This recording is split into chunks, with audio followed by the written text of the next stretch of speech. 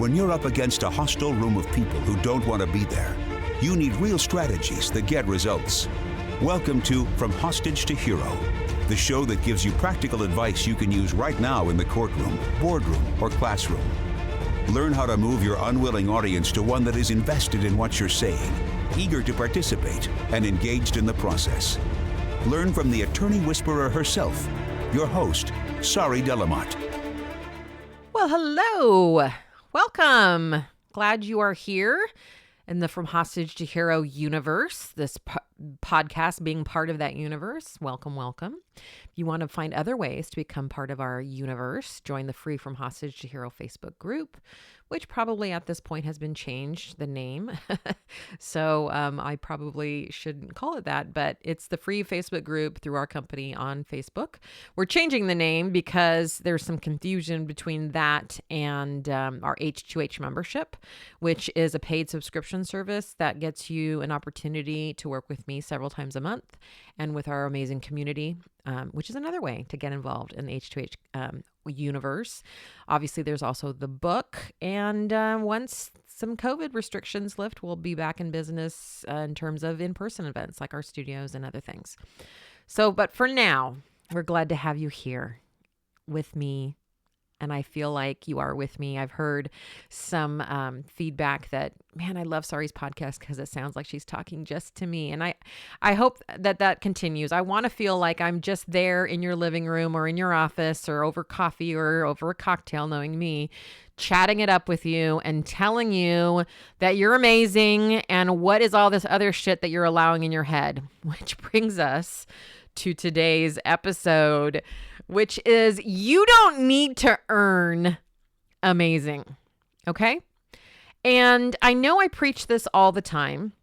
In fact, in the H2H community, I've been talking a lot lately about how we need to start from amazing. Amazing isn't something we earn. It's not something on our goals list that we hope to become one day. We start with amazing.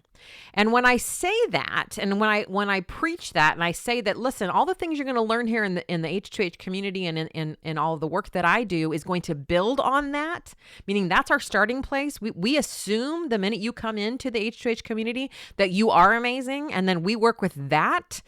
Here's what I get. Yeah, but I haven't, quote unquote, earned it yet. Meaning I don't have enough verdicts. I don't have enough experience. I'm not one of the big guys. Let me say this, and let me say this clearly so that you get it. And that is, amazing isn't something you earn. Amazing is something you live into. Let me say that again. Amazing isn't something you earn. Amazing is something that you live into. You are amazing right now, as you are, period. Now, the reason I keep hammering on this is for a couple reasons. One is once we've launched, for example, the H2H community, I've had a bunch of people come out of the woodwork and go, this is amazing. I want to do this. I want to coach in H2H. I want to be a part of H2H in terms of like what you're doing, Sari. I've had people come out, how do I do what you're doing, Sari? And how do I get into that?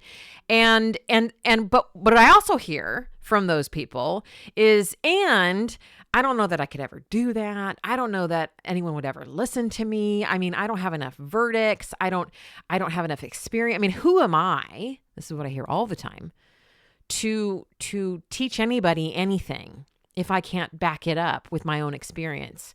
Well, let me ask you this. Who am I? Sari Delama, who am I to teach anybody any of this shit? I don't have a law degree. I don't even have a fucking communications degree. I've never had to stand in front of a jury and conduct voir dire outside of mock juries or give an opening statement. Listen, I don't have verdicts behind my name. Why do hundreds and thousands of people listen to me every week? Because I'm amazing. And I believe that. And because I believe that does not make me arrogant, maybe a little. it makes me someone who's inspiring and has something to say.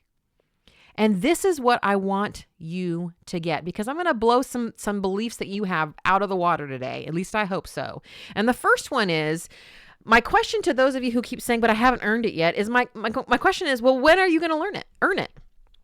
Like when will you know that you've earned it? When I ask that question, no one has an answer. That's the thing, is that if I'll say, is it 3 verdicts? Is it 10? Is it one really big one? I mean, how big do the verdicts have to be? I mean, let's get this really clear. Like, if this is something you're going to cling to, then you better damn well have some explanations for what it means to earn it. And the point is you don't have an explanation. And if I asked all of you for your explanation, I forced you to come up with one, y'all would have different answers. That's the problem here, is there is no standard definition of earning whatever it is you think you need to earn. Your amazingness, I guess, is what we're talking about here, that you can now call yourself amazing. Once I hit this level, you don't even know what it is. And if you did know what it was, it wouldn't even match what somebody else thought it was. That's the problem. I mean, we could say, well, maybe it's not verdict, so it's when people respect me. Well, now we've given your power away. So let me get this straight. You don't get to be amazing until someone else says you're amazing? What level of shit is that? I'm sure as hell not going to give my power away to someone else and say they get to decide when I'm amazing. Hell no. So I just want to point out, the first piece here is that this whole, I have to wait until someone else says I'm amazing, or until I have enough experience, or if I have enough verdicts, any of that, none of that is measurable. None of it. And so you couldn't, even if you tried, go, well, now I'm amazing because of this. It's all totally subjective. Let me put it this way. Your amazingness is how amazing you feel. Right? When you feel amazing, that's enough. Now, can some of those things help us feel amazing, like verdicts or respect of others or accolades or awards? Absolutely. Absolutely they can. But they're not what make us amazing. It has to start from the inside, because the minute that we start looking to the outside for outside things, outside people, outside awards, outside achievements, to evaluate our amazingness, now we've given our power away. And if you know anything about me at all, a huge piece of my work is to help you both own your power and stand in it, not give it away. Take my book, for example. My book is a huge accomplishment, and I'm very proud of having written it. I look back and I think, how the hell did I do that? How did I ever get organized enough to actually write a book? And not that I'm disorganized, but I mean, my brain is very disorganized. And as you can tell sometimes by listening to these podcasts, I'll go in a variety of different directions, wherever my brain takes me. And so I look back and I think, oh my God, how did I do that? Now, if I were to look to the outside, right, and say, I have all these great ideas. Well, let me put it this way. My book has great ideas in it because I had those great ideas. And those great ideas were great, whether they ever hit paper or not. So if I'd never written the book, that doesn't make those ideas great, or let's use the word amazing. I think they're amazing. I think my concepts are incredibly amazing. Whether or not I ever published a book on those things does not have any say about whether the actual ideas are amazing or not. That's an outward reflection of something that I own inwardly. So writing a book, for many people, if we're looking at this, can go two ways. It can be, I can't wait to share my amazing ideas in book form. Or it can be, if I don't write a book, no one's going to take me seriously. Do you see the difference? One is you deciding that you're amazing. And then if you want to write a book, for example, the book is just an outward manifestation of that. The other one is, I hope people think I'm amazing once I do this accomplishment. And by the way, I think those would be two very different books. This is what I want you to get. You don't have to earn amazing. Your job is to live into your amazingness. Listen, babies don't have to earn their amazingness. Every baby that lands on this planet, sounds like they're an alien, but you know what I mean, who arrives here on this planet is amazing. Where do we lose that? Do we make babies earn their amazing? Do we look at them and we go, well, let me see. What have you accomplished so far to make you amazing? I don't know. I mean, are you cute enough? Are you having the right amount of poops every day? Let's see. No, babies are just amazing just because they are. And guess what? So are you. Nothing has changed since we were babies, except for the fucked up mindset that we accumulate on the way that now says, I actually lost my amazingness somewhere, and now I have to earn it back. Fuck that shit. No, you don't. I'm a perfect example of that. There's no reason why I should be in the work that I'm doing now on paper, but because I believed I had something to say, it started on the inward, then it manifested on the outside. You don't have to earn shit. Were you given gifts to play with and use in the world? Yes. That's the part you get to live into. And there are people who choose not to live into that. And I think they are poorer for it. But when we look at those gifts and we start using them as an opportunity to beat ourselves up, because you know what? I did that. I will remember very, very clearly the first time I recognized that I was amazing, but it also had a negative tint. My mom had a best friend. Her name was Barbara. And Barbara and Shell, her husband, Shell, who's from Sweden, they did not have kids. They couldn't have kids. And so we were like their kids, right? We saw them for holidays and all kinds of things. And I remember the very youngest memory I can remember, Barbara coming down to my level, putting her hands on my shoulders and saying to me, "You are destined for greatness. You are going to make a mark on this world." And as amazing as that was, I took that. And for the rest of my life, yeah, I thought I was amazing, but then I also had this piece of, and I better fucking do something with it. And I better live up into that potential, because if I'm amazing and most people are not amazing, but I maybe I am, then I better do something with it. Until I realized everybody's amazing.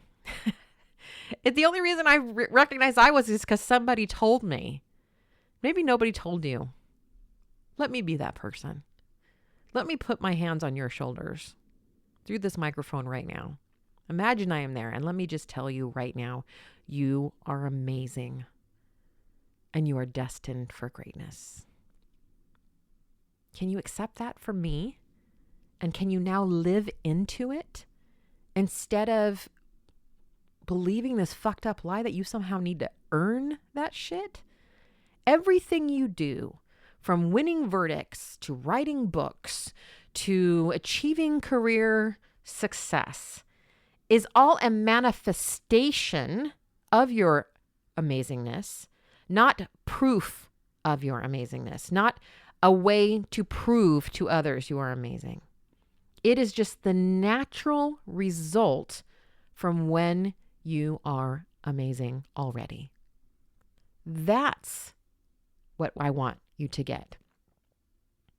Here's the problem when you don't buy into this, is that when you think there's something wrong with you and you go out and you attempt to do something, write a book, get a verdict, whatever it may be, and it doesn't work out, then you come back and you go, see, it's because I'm broken.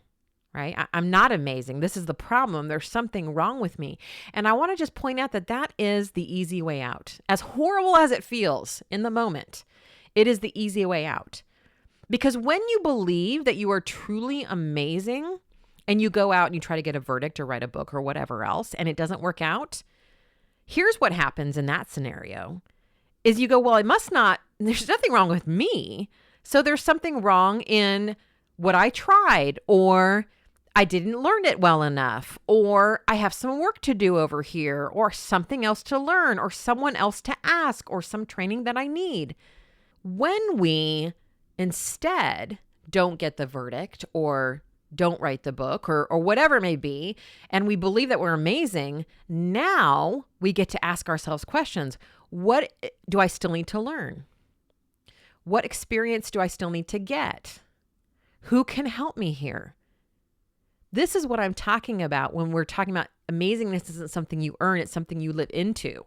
Because when you start from I'm amazing, then you don't take the easy way out by just blaming yourself and beating yourself up, because that allows you just to stay stagnant. When you believe you're amazing, you're constantly looking at how to live into that, how to improve, not because you're bad, but because that's what amazing people do, is they're always looking at how to be more amazing. This is what I want you to get, my friends. I mean, it might seem very silly for me to be talking to attorneys about how y'all need to believe that you're amazing, because I think the world out there has convinced everyone else that lawyers are the most arrogant fuckers ever and have the most biggest egos. You know what? I have found this not to be true. I have found that you are the biggest self-doubting bunch that I have ever come in contact with. And you know what else I found? That you think you're alone. You think, and I know this because I coach so many of you, that every other attorney has got this figured out, and that you're by yourself and alone in your feelings of self-doubt and self-worth. And, I just coached a client and we did a completion session, and I asked him what his biggest learning was. And he said, my biggest learning was I am not alone. In your programs, I realized that the things that I think and feel, other attorneys think and feel. And that was actually shocking to me. And this is a guy who's been practicing for over 30 years. Can you imagine for 30 years believing you were the only one that was doubting yourself? I mean, that's what I hope my work does, is get this shit out there that says, look, I get it. The culture that you all operate in is these fake big egos, because you so buy into the idea that I'm trying to destroy today, which is you somehow need to earn your amazingness. And until you have these outside accomplishments, you're not able to really believe you're amazing, or that anybody would listen to you. Who would listen to me in a CLE? I don't have a verdict. Well, neither do I. I'm a fucking piano teacher, for Christ's sakes, years ago, right? If I didn't believe that I was amazing back then and have something to say and offer, we would not be here today. What are you holding back from the world? Because you believe you're not amazing. What is it? Because that is the biggest bullshit thing happening right now, is that you've got something that the world needs and you're not giving it up because you don't think you've earned it. Give it up. We need it. We're hungry for it. I don't give a fuck about your experience or your verdict record. When June came to me and said, I want to work for you, you know what my first question to him was? Well, I'll tell you what it wasn't. Well, let me see. What's your verdict record? Well, let me see. What's your experience? In fact, I didn't actually have a question for him. Why? Because for over months that we'd gotten to know each other, I found that he was one of the most sincere, amazing learners, giving, loyal, hungry, open. That's what I want for people that work with me. That's what jurors want, is realness. You standing in front of them. Jurors, by the way, could give a fuck what your win-loss record is. Aren't those the most important people in our lives? They should be. In the work that we're doing, they don't give a fuck about your experience or your win-loss record. You are amazing right now as you are. And until you get that, you're not going to get where you want to go. You've got to get rid of this bullshit that you've got to somehow earn it. You don't. Listen, look at the quote unquote biggies, the guys and gals that you guys love and adore. You somehow think that they're smarter than you, that they're better than you. No, you know what? They just have a lot of belief in themselves. That's what I've come to believe. As I watch them, the guys and gals who've written books and whatnot, the only difference is they believe in themselves. And because they believe in themselves, they've somehow come up with these concepts and things that they've turned into a book. And what do? You run and you buy the book because you think it's about the book. No.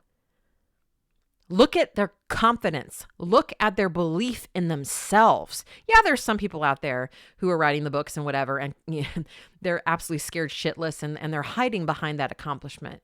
You know who the real deals are. It's not about their brain or their brilliance or whatever. It's that they trust themselves and they have their own back. That's what I want for you. What's it going to take? If you're waiting for someone to tell you amazing, wait no longer. I'm telling you right now, you're amazing. Let's build from there. Because when you truly believe that you're amazing and you don't need to earn that shit, because you never did, from the minute you were born, you've never had to earn that. When you build from there, that's when you risk. That's when you try things. That's when you go all in. Why? Because you know you can handle it. You know you're amazing. I'm amazing. So what if I lose a trial? So what if my book bombs? I'm amazing. I can keep going. I can try something else. Right? But when you don't feel you're amazing, then every loss, every bad review on your book, everything like that is further information to you. See, I'm not amazing. See, no one's ever going to listen to me. Do you see what I'm saying here? You get to decide this shit. And if my last breath on this earth is telling attorneys that you are loved and that you are amazing, then I will have done well. Because for whatever reason, I love the shit out of you people. And I'm tired of constantly hearing you say you're not enough and you're not amazing. You are. Let's work with that. Come in like the cock of the walk. I love that shit. I've asked the H2H people this last week, the H2H crew as they're called, to post videos about why they're amazing. I cannot tell you how, and this is one of the most amazing groups I've ever worked with, if not the most amazing, how much they're struggling with talking about how they're amazing they are. There's a lot of apologizing. Well, in my opinion, or I think, listen, you don't need to add any of that. You are amazing, period. No explanation needed. No, it's not explanation. No justification needed. That's what I'm looking for. Well, if you were having a bad day, I hope this made it better. You're amazing. I think you are. And I love working with amazing people. And jurors love amazing people. Let's be amazing. You don't need to earn that shit. You don't need to earn anything. It's all cherries on the sundae. You get to decide. Put the power back where it belongs, in you. Doesn't matter what other people think. You get to decide this shit. I love you, my friends. Go and give me a review, please. I have a goal for the end of this year. If you've read the book, go to Trial Guides and give us a review over there. If you are listening to this podcast, wherever you listen to your podcasts, please give us a review over there. It could just be, the star rating. I'd love the written ones too, but I'll take anything, my friends. Thank you so much for being you. We'll talk soon.